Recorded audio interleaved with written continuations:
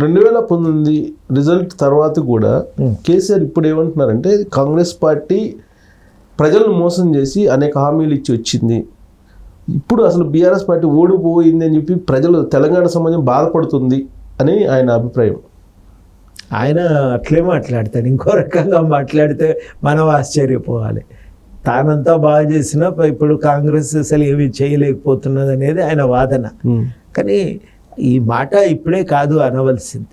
ఒక 6 నెలలు కూడా గడవలే, అలా 3 నెలలు ఎన్నికల కోడే అమల్లో ఉన్నది. సమయం పడుతుంది కదా, సమయం పడుతుందనే విషయాన్ని అర్థం చేసుకొని ఆ విషయాలపైన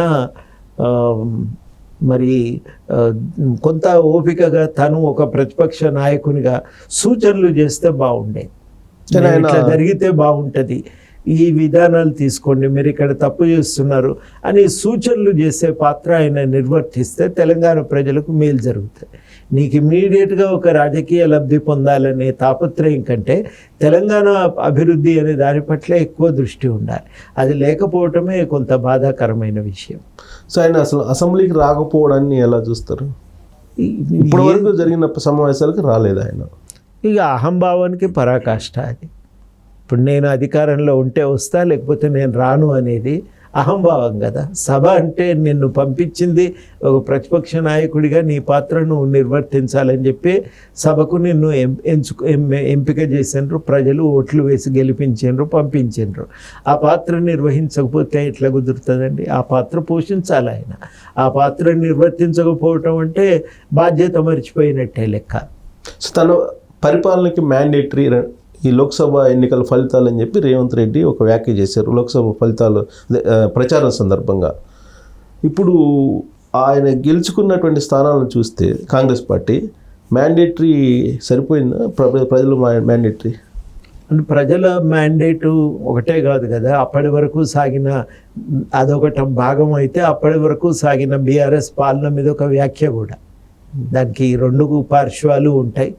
2 పార్శ్వాలకు ఒక వ్యాఖ్యలాగానే మొన్నటి ఎన్నికల ఫలితాలు అయితే వచ్చినాయి. ఒకందుకు ఏంటంటే బీఆర్ఎస్ ఓట్లు బీజేపీ కనుక వేయకపోతే కొన్ని చోట్ల చెప్పిండ్రు కూడా, మీరు అటు వేయండి ఓట్లు, మేము గెలవకపోయినా మంచిదే కానీ కాంగ్రెస్ గెలవద్దు అని ఓట్లు బీజేపీకి వేయించారు. అట్లా వేయించటం వల్ల కనీసం ఒక 2 చోట్ల అయితే బీజేపీకి లాభం జరిగింది. లేకపోతే ఏమయ్యేదంటే ఒక పై చేయిగా కొంత కాంగ్రెస్ ఉండటానికి అవకాశం ఉంది. సో 16% పడిపోయింది బీఆర్ఎస్ పార్టీ ఓట్ బ్యాంక్ మొన్న ఎలక్షన్స్లో పూర్తిగా. ఇప్పుడు అది వాళ్ళు చేసుకున్నటువంటి స్వయంకృత అపరాధమా, లేదంటే పబ్లిక్లో ఉన్న బలమే అంత అనుకుంటున్నారా? స్వయంకృతాపరాధం, వాళ్ళు చేసిన తప్పిదము, వాళ్ళ వ్యూహాల తప్పిదాలు, వాటన్నింటి వల్ల మరి ఏ కారణం చేతనో ఏ ప్రయోజనాలు ఆశించినరో మనకు తెలియదు. కానీ నిజంగా నేను చాలా చోట్ల నాకు ఈ మాట చెప్పిండ్రు. బీఆర్ఎస్ నాయకులు పూనుకొని తమ ఓట్లను బీజేపీకి మళ్లించారు. ఈ షిఫ్ట్ అనేది, ఈ మార్పు అంటే ఓట్లను అటు మళ్లించే ప్రయత్నం ఏదైతే ఉందో అది కొంత బీజేపీకి లాభం చేసింది, కాంగ్రెస్ కొంత నష్టం చేసింది. లేకపోతే ఇంకో 2 సీట్లు అదనంగా కాంగ్రెస్కి వచ్చే అవకాశం ఉండే. ఇది నా దృష్టిలో జరిగినటువంటి ఒక పరిణామం. సో ప్రస్తుతం ఎన్నికైతే సరే బీజేపీ కోసం వాళ్ళు ఏదో సాక్రిఫైస్ చేస్తా చేయమని చెప్పారు అనుకుందాం. బట్ మనుగడ భవిష్యత్తులో దాని ప్రభావం బీఆర్ఎస్ మీద ఉండదంటారా? దాని ఉంటుంది. ఇప్పుడు వాళ్ళు చేసిన తప్పేందంటే తమ మనుగడ దెబ్బతింటుంది అనేది ఆలోచించుకోవాలి. దాంట్లో ఇప్పుడు జరిగిన ఒక మొట్టమొదటి తీవ్రమైన పరిణామం ఏంటంటే ఇంకే పార్టీ మనల్ని ఆదుకోలేదనే సంకేతం పోయింది. తమ ఓట్లు తాము నిలబడి వేయించుకొని ఇంకా వీలైతే కొంత పెంచుకునే ప్రయత్నం చేస్తుంటే బీజేపీ రాకుండా బీఆర్ఎస్ఏ కనుక బలపడి ఉంటే పరిస్థితి వేరుగా ఉండేది. ఆ బీజేపీని ఎట్లా ఆపలేకపోదు, కానీ కనీసం నీ ఓట్ల శాతమైన నువ్వు నిలబెట్టుకొని ఉంటే క్యాడర్కి ఒక విశ్వాసం మిగిలేదు. ఆ విశ్వాసం పోయింది. ఇప్పుడు కేడర్లో నమ్మకం పోయింది. మళ్ళా గెలిపిస్తారో లేదో, మనల్ని బతికించగలుగుతారో, రాజకీయంగా బతికించగలుగుతారో లేదో అనేది ఒక అపనమ్మకం అయితే ఇవాళ కేడర్లో వచ్చింది. ఆ అపనమ్మకం వల్ల చాలామంది పార్టీ విడిపోతున్న సంగతి మనం గమనిస్తున్నాం. ఇంకోటి కూడా ఏమున్నది అని అంటే, మనల్ని వీళ్ళు ఎట్లాగో ఇంకా ఆదుకోరు అని అభిప్రాయం కలిగిన తర్వాత అసలే వాళ్ళు పిలిచి మాట్లాడి నాయకులను గౌరవించే స్వభావం ఆ పార్టీలో లేదు. అహంభావంతో నాయకుడు నడుస్తూ ఉంటాడు, ఆయనను చూసుకుంటూ ఆయన నీడ తొక్కకుండా జాగ్రత్తగా వెనకాల నడుస్తూ ఉండాలి. అట్లా పడి ఉండటం అనేది ఎల్లకాలము ఎవరికీ కూడా సాధ్యమయ్యే విషయం కాదు. కాబట్టి చాలా విస్పష్టంగా తమ వైఖరి అనేది వాళ్ళ పార్టీని చేజేతుల వాళ్ళు తీసుకున్న విధానాలన్నీ చేజేతుల నాశనం చేయటానికే ఉపయోగపడుతుంది, దారి తీస్తున్నాయి. సో కారణాలు ఏవైనప్పటికీ కూడా బీఆర్ఎస్ పార్టీలో ఉన్న ఎమ్మెల్యేలు ఎక్కువ మంది కాంగ్రెస్ పార్టీ వైపు వెళ్తున్నారు. ఇది అనైతికము అని అంటారు. ఇప్పుడు కల్వకుంట్ల ఫ్యామిలీ, ప్రత్యేకించి కేటీఆర్ కానీ లేదా హరీష్ కానీ, వీళ్ళందరూ అనైతికము అని చెప్పి ఆల్రెడీ కోర్టు కూడా వెళ్ళారు. అనైతికము అని నాలాంటి వాళ్ళు అనాలి. అనే అధికారము కేసీఆర్ గారికి లేదు. ఎందుకు లేదంటే మీరు ఇట్లే చేసిండ్రు, వచ్చిన వాళ్ళందరినీ తీసుకున్నారు, మీ పార్టీలో చేర్చుకున్నారు. అప్పుడు ఎవరు అడిగినా కానీ రాజకీయ పునరేకీకరణ అవసరం, తెలంగాణ అభివృద్ధి కోసం ఈ పునరేకీకరణ జరగవలసిందే అని. ఇది మనం చేస్తేనేమో లౌక్యం, ఎదుటి వాళ్ళు చేస్తే మోసం అనే ధోరణితో ఇప్పుడు మాట్లాడుతున్నారు. అట్లా మాట్లాడితే దానికి ఏమీ విలువ ఉంటుందండి? దాన్ని ఎవరు గుర్తిస్తారు? అది ఇక్కడ ప్రధానంగా వాళ్ళు అర్థం చేసుకోవాలి. రెండవది ఏంటంటే, మీ పార్టీలో మీరు అనుసరిస్తున్నటువంటి అహంభావ పూరితమైన ధోరణుల వల్ల ఉన్న నాయకులు కూడా అందులో ఉండటానికి భయపడతారు కదా. అది చాలాసార్లు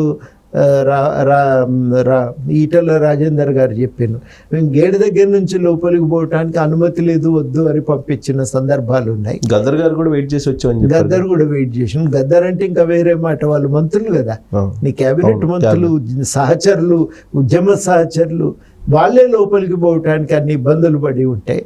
ఇంకా ఈ గౌరవం లేదు, భవిష్యత్తు గ్యారంటీ లేదు. ఎందుకు ఉండాలనేటువంటి భావన వచ్చి సహజంగానే బయటికి పోతూ ఉంటారు. బయటికి పోయేటప్పుడు ఏమవుతుందంటే అక్కడ ఒక పోటీతత్వం. ఇదివరకైతే అటో ఇటో రెండే మార్గాలు ఉన్నాయి. రెండే మార్గాలు ఉన్నప్పుడు బహుశా కొంత కాంగ్రెస్ కూడా ఆలోచించటానికి అవకాశం ఉండేదేమో, ఎందుకు మనం తొందరపడాలి, ఆగుదామనే ఆలోచన కలిగేదేమో. ఇప్పుడు ఏమవుతున్నదంటే, వాళ్ళు పోవాలని నిర్ణయించుకున్నాక వీళ్ళు తీసుకోకపోతే అవతలు తీసుకోవటానికే బీజేపీ సిద్ధంగా ఉన్నది. మరి ఈ రాజకీయ పరిస్థితుల్లో తాము అవతలి శక్తిని ఎదగనీయటమా, తామే నిలదొక్కోవటమా, తామే కాపాడుకోవటమా, శక్తిని పెంచుకోవటమా అనే ప్రశ్న వస్తుంది. కాబట్టి ఇది ఒక అనివార్యత అయింది, నువ్వు తీసుకోక తప్పని పరిస్థితి అనేది ఏర్పడిపోయింది. కానీ తాజాగా బండి సంజయ్ ఏమన్నారంటే, బీజేపీ రావాలంటే మీరు ఎమ్మెల్యే పదవికి రాజీనామా చేసి రండి అనేటువంటి ఒక కండిషన్ ఆయన పెట్టారు. At the same time Congress పార్టీలోకి ఎవరైతే వెళ్తున్నారో వాళ్ళు రాజీనామా చేసి మళ్ళా ఎలక్షన్కి రండి అని చెప్పి బీఆర్ఎస్ నాయకులు ఒక ఛాలెంజ్ చేస్తున్నారు, గంగుల కమలాకర్ లాంటి వాళ్ళందరూ కూడా.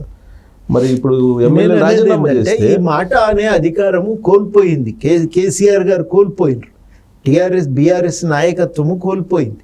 మీరు అప్పుడు ఈ జాగ్రత్తలు పడి ఉంటే ఇవాళ ఇవన్నీ అంటే దానికి ఒక అర్థం ఉండేది, ప్రజలు కూడా గౌరవించేవాళ్ళు మీ మాటని.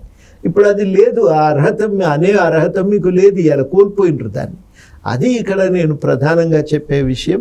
రెండవది ఏంటంటే, ఉన్న వాళ్ళని నిలబెట్టుకోవటానికి కూడా మీరు వ్యూహరచన చేయలేకపోతున్నారు. మీ వ్యవహార శైలిని మార్చుకునే ప్రయత్నం, పార్టీని ప్రజాస్వామిక పద్ధతులతో నడపడానికి మీరు ప్రయత్నం చేయకపోవటం, ఇవన్నీ సమస్యలే కదా. ఈ సమస్యలన్నీ మనకు కనబడుతున్నవి, వాటిని సరిదిద్దుకునే ప్రయత్నం కూడా చేసి ఉండాల్సింది. ఈ రెండు కూడా వాళ్ళు చేయలేదు.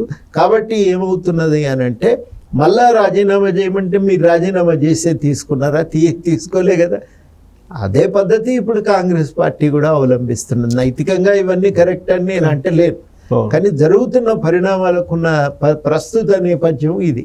ఇప్పుడు రేవంత్ రెడ్డి ఏమంటారంటే, ప్రభుత్వాన్ని పడగొడతా ఉంటున్నారు, అందుకే నేను ఈ పని చేస్తాను అంటారు కదండి. మరి పొద్దున్న లేస్తే అవే మాటలు మాట్లాడినప్పుడు తప్పించుకోవటానికి వేల మార్గాలు కనబడుతున్నాయి. వాళ్ళకైతే ఇది అదనపు అవకాశం. ఇది పూర్తిగా అంతా ప్రజలు ఆమోదిస్తారని కాదు, కానీ ఇది ఒక అవకాశం.